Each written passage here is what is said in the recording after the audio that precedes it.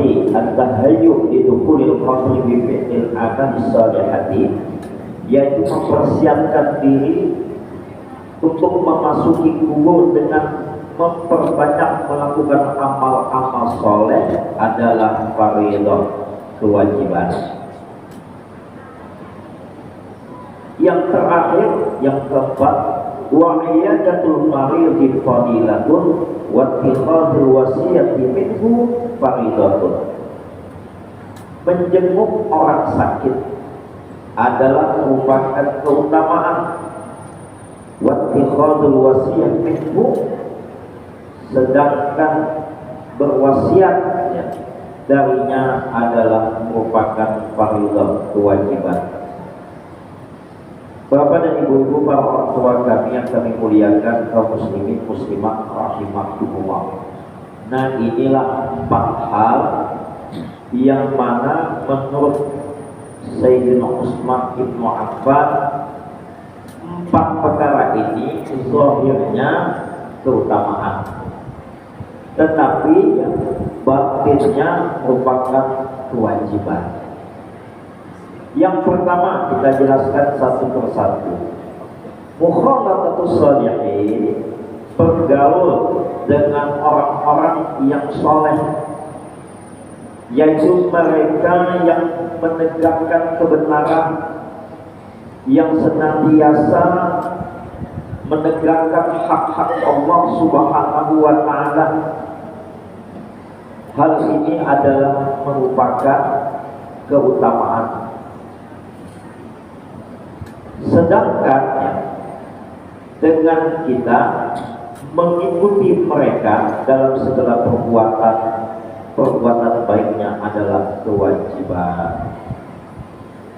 Bapak dan Ibu yang berbahagia, di dalam beberapa ayat dan hadis ada anjuran bagi kita untuk senantiasa bergaul dengan orang-orang soleh.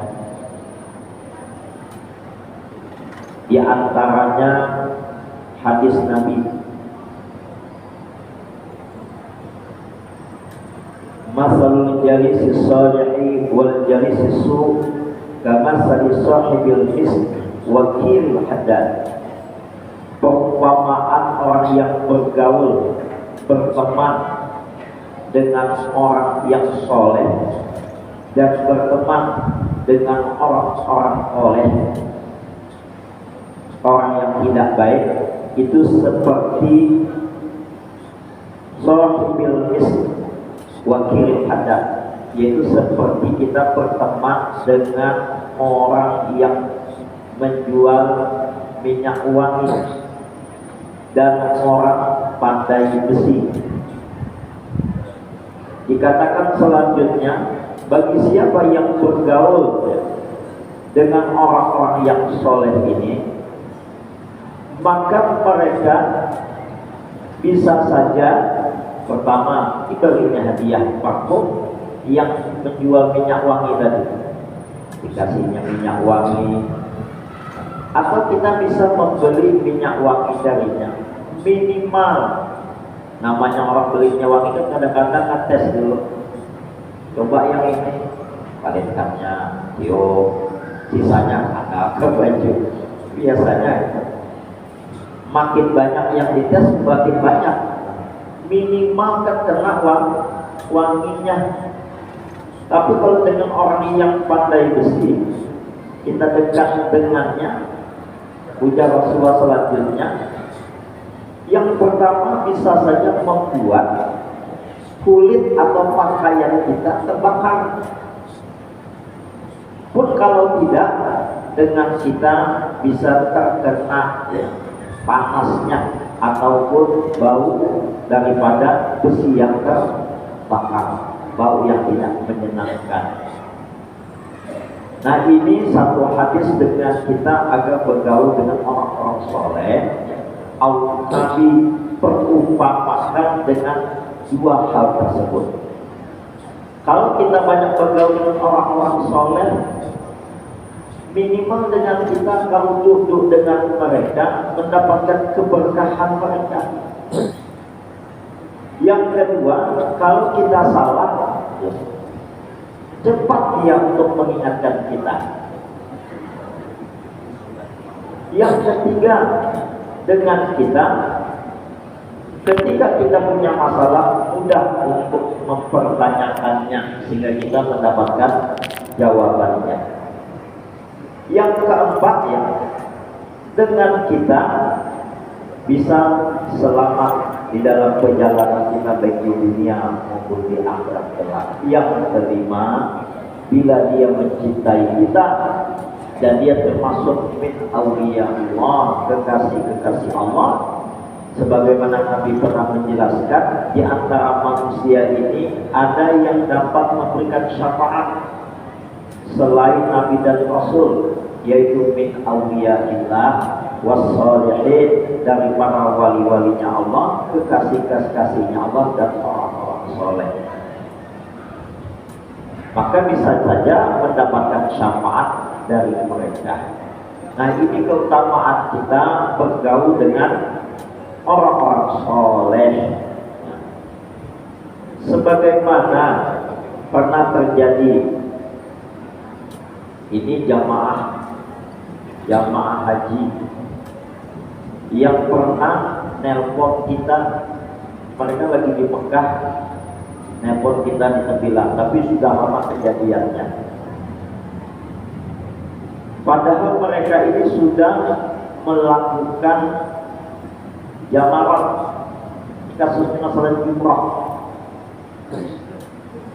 Sebagaimana dalam kitab-kitab fikih itu dijelaskan, jamarat ini, melontar ini, jumrah, baik jumratul ula, wusta, aqabah, khususnya di hari ke-11, 12, dan 13, waktu-waktu jamaah itu ada yang pertama waktu afdal, ada waktu jaiz, jawab, ada waktu ya ikhtiyari, waktu yang pilihan. Waktu yang paling afdal kalau untuk jumratul aqabah yang hanya dilempar pada hari ke-10, 1 itu waktu afdalnya adalah waktu duha. Waktu jaiznya, jawabnya sebelumnya. Waktu ikhtiyarinya setelah zawal sampai ke malam. Sedangkan untuk hari ke-11, 12, dan 13, waktu ikhtiyarinya, waktu afdalnya ba'da zawal, atau bahasa kita ya, zawal itu contoh matahari sudah menuju ke barat, lewat, bahasa kita jam 12 lewat siang lah, lewat tengah hari, sudah masuk waktu zuhur. Itu ya waktu paling afdal untuk melontar 11, 12, 13. Waktu jawaznya, waktu bolehnya pada subahi. Sedangkan ikhtiarnya adalah setelah asar dan selanjutnya sampai ke malam, sebelum ya fajar hari ke-12. Kalau hari ke-11, kalau hari ke-12 sebelum fajar hari ke-13, dan seterusnya. Nah, yang jadi masalah ada yang melontar qabla subahi, sebelum subuh, hari ke-11, hari ke-12, hari ke-13, yang bukan merupakan hari daripada ya, hari 11 dia melontar sebelum subuh, berarti belum waktunya untuk melontar hari ke-11.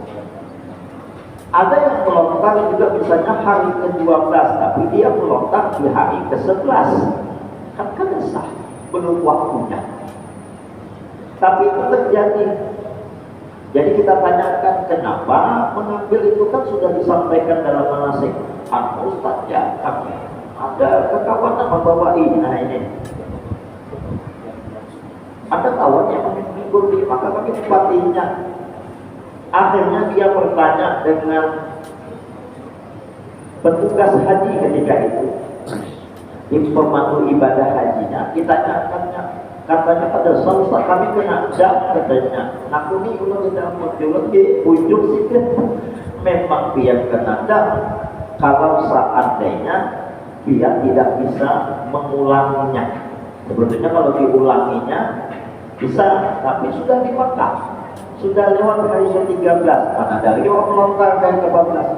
Pantas saya setia. Hari itu kami melontar sunyi dari rumahnya. Lapang, iya lah lapang, memang belum waktunya. Jadi contoh, akibatnya bayarkan kambing 1 bulan, gara-gara itu mau 3 hari itu karena 3 kambing. Dia akibat melontar tidak pada waktunya. Jadi macam mana Ustaznya? Bayarkan 3 ekor kambing. Hari 11 kayak itu, 12 kayak itu, 13 kayak itu, nah coba. Dan berapa orang ketika itu hanya ada yang sampai satu rombongan 45 orang. Bayangin berapa kambing itu. Duitnya diwakafkan ke Al-Huda, Masya Allah. Kapet hanyar sampai ke belakang. Nah itu yang terjadi. Kenapa? Nah, karena berteman dengan orang yang ada paham, salah berkawan bahasa kita. Maka itu di dalam Al-Quran hati-hati. Allah Subhanahu wa ta'ala mengingatkan a'udzubillahi minasyaitonir rajim wa la taqfu ma laisa laka bihi 'ilm. Janganlah engkau mengikuti orang yang kita tak berilmu pengetahuan tentangnya.